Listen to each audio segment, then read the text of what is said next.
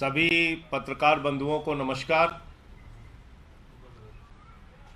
प्रधानमंत्री की डिग्री का मामला जब से सामने आया है, पूरी की पूरी भारतीय जनता पार्टी बौखला गई है। सारे मंत्री, सारे प्रवक्ता, सारी की सारी भारतीय जनता पार्टी अपने प्रधानमंत्री के फर्जी डिग्री को सही साबित करने में जुट गई है। और मैं इसको फर्जी डिग्री क्यों कह रहा हूं? इसलिए कह रहा हूं कि प्रधानमंत्री जी ने जो डिग्री सार्वजनिक की है, प्रधानमंत्री जी की जो डिग्री गृह मंत्री अमित शाह जी के द्वारा प्रेस कॉन्फ्रेंस में दिखाई गई है, वो डिग्री अपने आप में कई सवाल खड़े करती है। अभी सिलसिलेवार करके मैं आपके सामने बताऊंगा।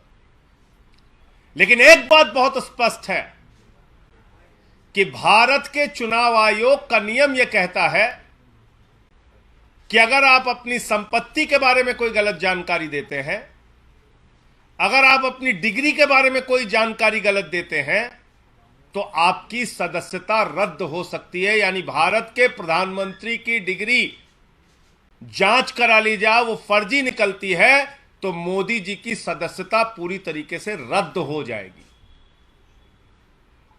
वो न सांसद बचेंगे, न चुनाव लड़ने के योग्य बचेंगे, क्योंकि एक बहुत बड़ा फर्जीवाड़ा है भारत के प्रधानमंत्री की ओर से। तो इसलिए अब मैं आपको सिलसिलेवार करके बताऊंगा कि इनकी डिग्री फर्जी कैसे। नंबर एक, ये वो डिग्री है जो गृह मंत्री अमित शाह ने प्रेस कॉन्फ्रेंस करके दिखाई थी और कहा था कि प्रधानमंत्री की मास्टर डिग्री ये है। गुजरात विश्वविद्यालय से उन्होंने मास्टर ऑफ आर्ट्स किया है। अब इस डिग्री में देखिए आप, नकल के लिए भी अकल चाहिए होती है, लेकिन इस नकल में अकल का इस्तेमाल नहीं किया गया। यहां पर यूनिवर्सिटी लिखा हुआ है और यूनिवर्सिटी की स्पेलिंग में विक्ट्री का वी जो आता है, उसके इस्तेमाल की जगह बैट का भी इस्तेमाल किया गया है। यह हो गया यूनिवर्सिटी। तो हमारे मोदी जी यूनिवर्सिटी से पढ़ाई किए हुए हैं और इसी सर्टिफिकेट में एक जगह और यूनिवर्सिटी लिखा हुआ है, नीचे उसकी अंग्रेजी ठीक लिखी हुई है। यहां बी आ गया, यहां पे विक्ट्री का वी आ गया। ये देखिए आप, इसी सर्टिफिकेट की बात कर रहा हूं जो गृह मंत्री जी ने दिखाई।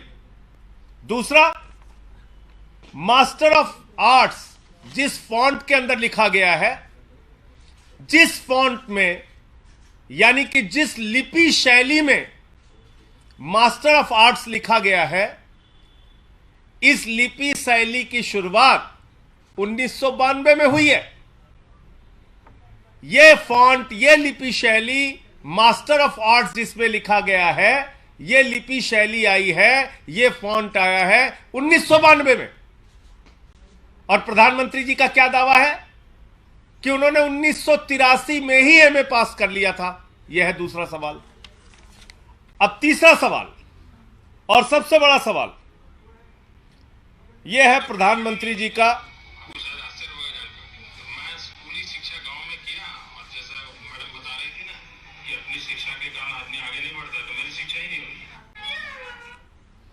तो ये प्रधानमंत्री जी का वक्तव्य है, मेरा नहीं, माफ कीजिएगा। यह किसका वक्तव्य है? भारत के प्रधानमंत्री आदरणीय नरेंद्र मोदी जी का वक्तव्य है, मुख्यमंत्री गुजरात बनने के बाद। आज मेरा सिर्फ एक सवाल है मीडिया के माध्यम से, और भारतीय जनता पार्टी के किसी भी नेता में अगर साहस और हिम्मत है तो जाकर प्रधानमंत्री जी से इस सवाल का जवाब पूछ के बता दीजिए। सवाल क्या है? 79 में और 78 में अगर बैचलर डिग्री दिल्ली विश्वविद्यालय से प्रधानमंत्री ने कर ली, 1983 में मास्टर ऑफ आर्ट्स की डिग्री गुजरात विश्वविद्यालय से कर ली, अगर आपकी 1989 में बीए की डिग्री हो गई, 1983 में एमए की डिग्री हो गई, तो भैया प्रधानमंत्री जी देश के सामने इस बात का खुलासा कर दीजिए कि फिर 2005-6 के दौरान या मुख्यमंत्री बनने के बाद का ये जब का भी भाषण है, आपने क्यों एक टीचर को संबोधित करते हुए कहा कि आपकी कोई शिक्षा दीक्षा नहीं है, स्कूली शिक्षा के आगे आप नहीं पढ़े। ये तो आपका बयान है, मेरा बयान नहीं है। ये बयान तो आपने दिया है प्रधानमंत्री जी, ये बयान आपका है, मेरा बयान नहीं है। मैं स्कूली शिक्षा गांव में किया, और जैसा मैडम बता रही थी ना कि अपनी शिक्षा के कारण आदमी आगे नहीं बढ़ता, तो मेरी शिक्षा ही नहीं हुई। मेरी शिक्षा ही नहीं हुई, ये नरेंद्र मोदी जी गुजरात के मुख्यमंत्री बनने के बाद कह रहे हैं एक टीचर को संबोधित करते हुए। तो भैया जब आपने 79 में बीए कर लिया, 83 में एमए कर लिया, फिर 2005-6 में आप क्यों झूठ बोल रहे हैं? इसका मतलब ये सच बोल रहे थे मुख्यमंत्री रहते हुए, जो उन्होंने कहा वो सच था, वो सच था। उसके पहले के जो उनके डिग्री के खुलासे हैं वो झूठे हैं, गलत हैं। और इसी तरीके से उन्होंने यूनिवर्सिटी से पढ़ाई की है, इंटायर पॉलिटिकल साइंस में यूनिवर्सिटी से पढ़ के आए हैं मोदी जी। तो इसलिए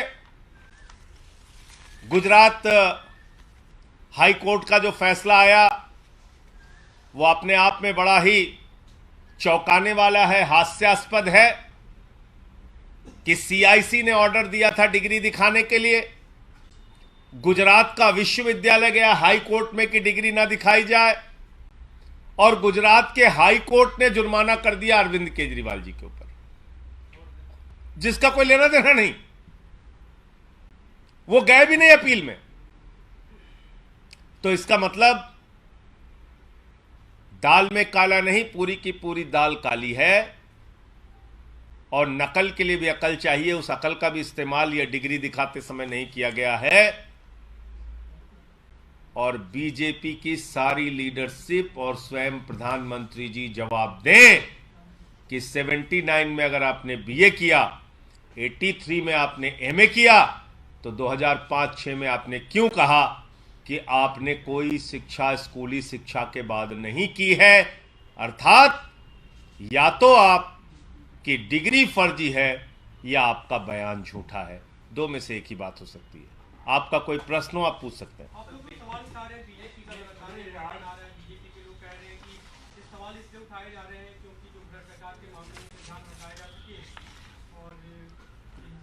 देखिए, भ्रष्टाचार के मामले में क्या बोला जाए? भ्रष्टाचार तो मोदी जी के साथ आसमान में घूम रहा है। इस भ्रष्टाचार का जवाब कौन देगा? ये भ्रष्टाचार जो आसमान में घूम रहा है अडानी वाला, जिसमें आराम से लेटे हुए मोदी जी कह रहे हैं लूट ले बेटा लूट ले, सारा हिंदुस्तान लूट ले। देखिए आप, ये तस्वीर भूल गए आप? ये अडानी की तस्वीर है। अपनी राजनीतिक सत्ता को बचाने के लिए नरेंद्र मोदी जी ने अडानी के माध्यम से अपनी आर्थिक सत्ता खड़ी की, और एक ही व्यक्ति को कोयला दे दिया, गैस दे दिया, बिजली दे दिया, पानी दे दिया, सड़क दे दिया, स्टील दे दिया, सीमेंट दे दिया, सीपोर्ट दे दिया, एयरपोर्ट दे दिया, आकाश से पाताल तक सब कुछ दे दिया, 2.5 लाख करोड़ का कर्जा दे दिया, 86,000 करोड़ का कर्जा माफ कर दिया। और उस अडानी ने क्या किया? 38 फर्जी कंपनियां दुनिया के तमाम देशों में अपने भाई के साथ मिलकर खोली। अकेले एक पते पे 6 कंपनी खोलकर मॉरिशस से 42,000 करोड़ रुपए अडानी की कंपनी में लगाया गया। ऐसे लाखों करोड़ रुपए का घोटाला और भ्रष्टाचार और काला धन अडानी की कंपनी में लगा है, जिसके हवाई जहाज में बैठकर भारत के प्रधानमंत्री घूमते हैं। आज तक इस घोटाले पर जेपीसी क्यों नहीं बनी? सारी की सारी पार्लियामेंट की पार्टियां एक स्वर में मांग कर रही हैं जेपीसी बनाओ, जांच तो कराओ, जांच नहीं कराते, क्योंकि घोटाले में भारत के प्रधानमंत्री और भारत की सरकार सर से पांव तक डूबी हुई है। यह है सच्चाई। और कोई प्रश्न हो आप लोगों का? धन्यवाद। गुजरात हाईकोर्ट के सामने आया जो 2002 के दंगे पे जो मामले में जो रेप और मर्डर के आरोपी थे उन 26 लोगों को रिहा कर दिया गया है। आप अभी इस प्रेस कॉन्फ्रेंस में जानकारी दे रहे हैं, मुझे इस पूरे घटना की जानकारी नहीं है, लेकिन मेरा अपना ये मानना है, नफरत की राजनीति, दंगे फसाद की राजनीति, गुंडागर्दी की राजनीति, समाज को तोड़ने की राजनीति इस देश को विखंडित करेगी और ऐसा करने वाले के खिलाफ सख्त से सख्त सजा होनी चाहिए। पश्चिम बंगाल और बिहार में कुछ जगह हिंसा हुई है। उस हिंसा की कुछ तस्वीरें हम लोगों ने देखी।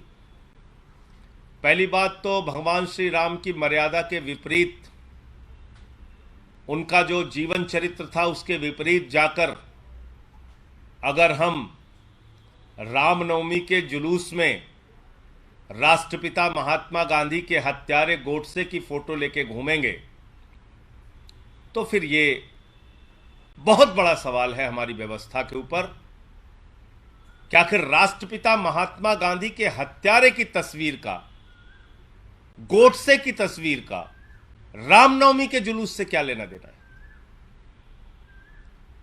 क्या प्रभु श्री राम ने यही हमें सिखाया है? यही उनकी मर्यादा, यही उनका आदर्श है? रामचरितमानस से हमें यही शिक्षा मिलती है जो रामचरितमानस कहता है सब नर करहि परस्पर प्रीति, यानी कि सारे लोग आपस में प्रेम भाव से रहें। तो हम किस ओर बढ़ रहे हैं? क्या संदेश देना चाहते हैं? हिंसा करने वाले हिंदू धर्म के हों या मुसलमान धर्म के, किसी भी धर्म के व्यक्ति हो, किसी भी राज्य की हिंसा हो, उसके खिलाफ सख्त से सख्त कार्रवाई होनी चाहिए। और अभी तो सुप्रीम कोर्ट तक ने कह दिया, नफरत फैलाने वालों के खिलाफ जो लोग कार्रवाई नहीं करते, नफरत की भाषा बोलने वालों के खिलाफ जो कार्रवाई नहीं करती, वो सरकारें नपुंसक सरकार है। ये तो सुप्रीम कोर्ट की टिप्पणी आ गई है। अब तो मोदी जी को और बीजेपी वालों को शर्म करनी चाहिए। नफरत की बुनियाद पे देश आगे नहीं बढ़ेगा, मोहब्बत की बुनियाद पे आगे बढ़ेगा। सफलता की ओर न्यूज 18 के बढ़ते कदम, करोड़ों दर्शकों का पसंदीदा न्यूज चैनल न्यूज 18 अब जियो टीवी पर भी।